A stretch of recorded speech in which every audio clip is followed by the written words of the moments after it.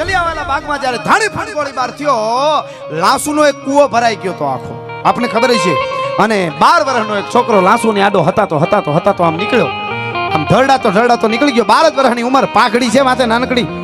બાર નીરી નામ ધૂળની મુઠ્ઠી ભરીને એને પ્રતિજ્ઞા કરી કે હે વિધર્મીઓ, હે વિદેશથી આવેલા, તમે આજ અમારા નિર્દોષ હિન્દુસ્તાનીઓના માથે ધાણી ફૂટ ગોળીબાર કર્યો છે, પણ હજી મારી ઉંમર 12 વર્ષની છે.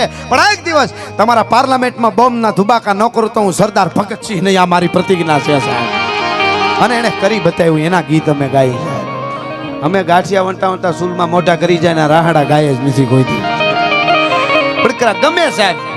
આ એક હાથમાં હું કાયમ કહું છું માળા હોય અને એક હાથમાં તરવાર હોય ને, એ જ ભક્તિ કરી શકે. માઈ કાંગલાના કોઈથી મંદિર ન થાય એની વાત મોડી.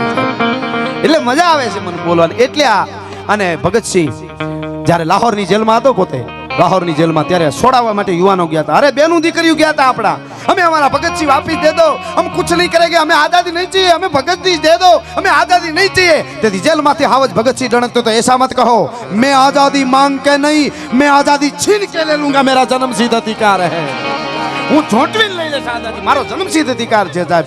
આ કંઈક કરી શકે ને આ બહુ જરૂરી છે. સરહદની માથે હજી પણ આપણે માથા દેવા. ક્યાંક વંદે માતરમનું ગીત ચાલે, ક્યાંક માતાના મૂળ. દુખી વાતનું છે બાપુ. ક્યાંક વંદે માતરમનું ગીત ચાલે, ક્યાંક માતાના મૂળ. બેટા બુખાડે દગા બાજુ ખોટી છરી રાજદારી, હવે એક તારો ભરું હો મુરારી. જુઓ પ્રજાને કેવી ઉલ્લુ બનાવી, વેચા બોર એને તરબૂચ બતાવી અને નચાવી રહ્યા માકડાને મદારી. હવે એક તારો ભરું હો મુરારી. આય હરી હોય કે હરિચંદ જેવા, અહીંયા ગાંધી હોય કે દયાનંદ જેવા, બધા પાણીના મૂલે વેચાય ભારી. હવે એક તારો ભરું હો મુરારી. અરે અહીંયા સિંહણ સંતાનવીર જુરે રાખે અને ઓલી ભૂનણા જેને રાખે થાતી દેશને બેય બાજુ ખુવારી. હવે એક તારો. એટલા માટે કેવું પડે છે સાહેબ, ઈ ભગતસિંહ, તમે પ્રતાપ સિંહો, તમે કેટલા નામ. મને ફરમાઈશ થઈ એટલે સમય બહુ નથી લેવો, પણ ટૂંકમાં યાદી કરી લો સાહેબ. 21 વર્ષનો ઉંમરનો યુવાન, પોતાનો બાપ તો નાયરોબીમાં પોતાનો જન્મ થયેલો. એ કઈ એને કોઈ નોકરીએ સડવા માટે કોઈ પૈસાની જરૂર પડે ને સડ્યો એમ નહોતો. અને ટૂંકમાં હું એની યાદી કરું. અને એ ભરતી થઈને સેનામાં જ્યારે એ સેનાનો જેને કહેવાય મુખિયાત બનવાની તૈયારી કરી ગયેલો, અને હાજનું ટાણું અને ચાંબના મોરસાની માથે સરતાજસિંહ નામનો પંજાબનો જે સેનાનાયક આપણો હતો, એને એમ થયું કે આહિયા ખાનના હુકમથી ટીકા ખાને 50,000નું સેન બાંગ્લાદેશની માથે જ્યારે નાખ્યું અને બાંગ્લાદેશના 30,000 માણસોને મારી નાખ્યા. બેનું દીકરીની ઇજ્જત લૂંટી સરેઆમ. બેનું દીકરીઓ એક 50 જણાનો કાફલો હતાણો તો ઓઘાવમાં, અને છોકરો રાડ થાય તો એ 50 જીવ જાય.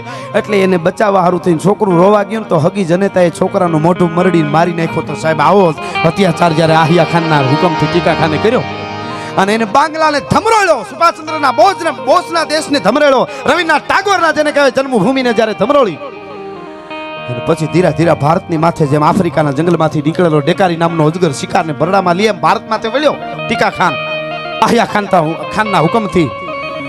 અને તેથી ઓસિંતાનો હલો કર્યો. આપણી પાસે ટુકડા પ્રજા હતા, એક કાર્ય હતા નહીં. અને સામને મોરચે ખબર પડી સરતાજસિંહને હવે આની બાતમી જો આપણે ન લઈ શકી, આનો વ્યહુ કેવો છે એ ન જાણી શકી, તો આપણું પૂરું થઈ ગયું. ભારતનો હિમાળો એ જાજા આપણી જગ્યા તો લઈ જ જશે. જેમ સીન લઈ ગયું છે અમુક કિલોમીટર આપણું હદ, એમાં લઈ જવાના. શું કરી?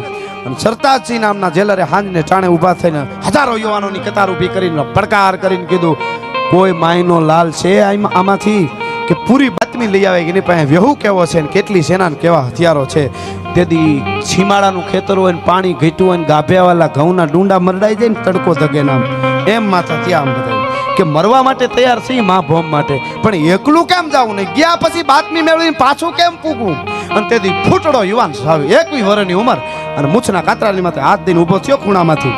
એને કીધું, સાત મારા બાપને રોટલો ઘટતો હતો એટલે નથી અહીં હું ભરતી થયો કાંઈ. મને કદાચ હું બાતમી પાકિસ્તાનની લઈને આવતો હોઉં અને કાળ પોતે યમરાજા આડો આવે અને ઠપાટ મારી અને જો તમારા આવતી સંદેશો ન પુગાડું તો હું બરડાનો મેર નાગાજણ સિસોદિયો નહીં, મેરાણીનો જાયો નહીં. આ મારી પ્રતિજ્ઞા છે.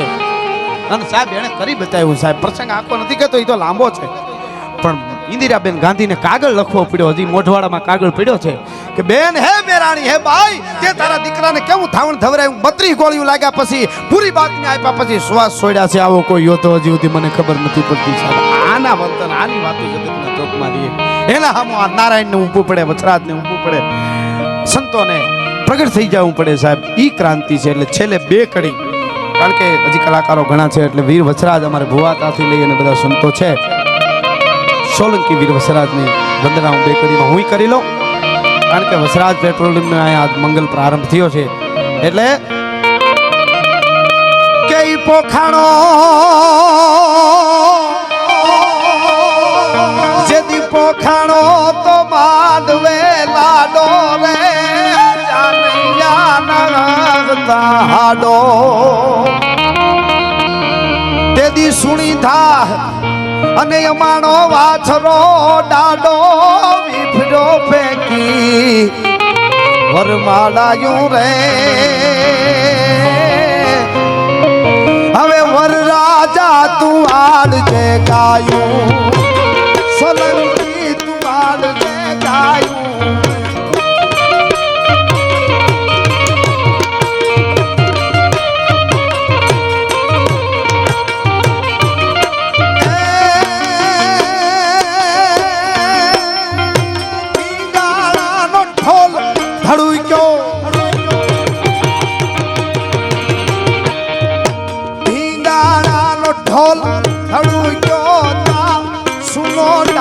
માંડવો મૂક્યો ઢાળો ઈ સિંહ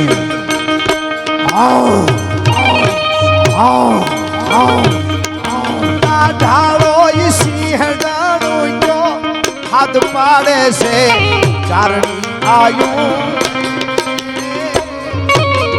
રાજા તું આડજે ગાયું.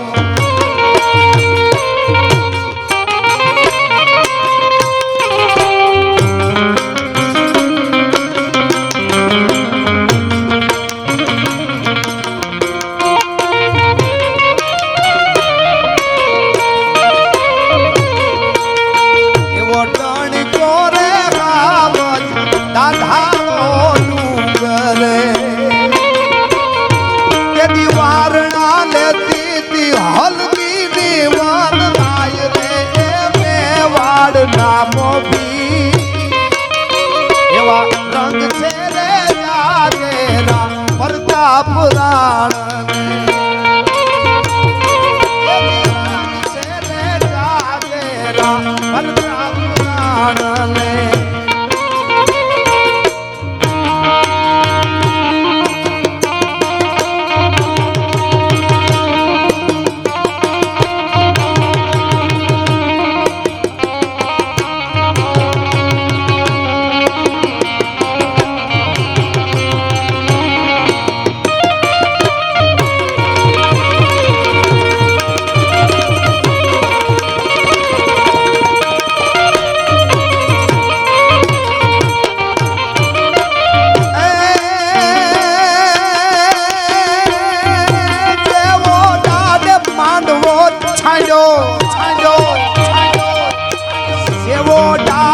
માંડવો છાંડો તા મહાદેવ નાચવા માંડ્યો.